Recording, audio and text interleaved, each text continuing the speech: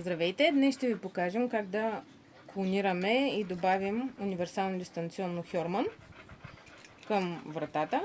И ще го направим от оригинално дистанционно Hjormann HSE4868 на BSecure.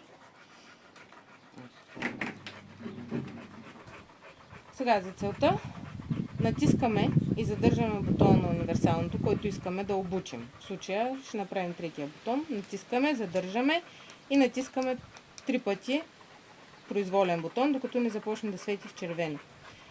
Натискаме и задържаме бутона на оригиналното дистанционно.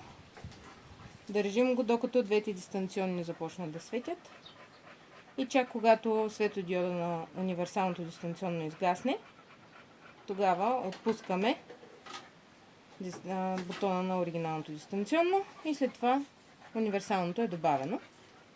Натискаме и е готово.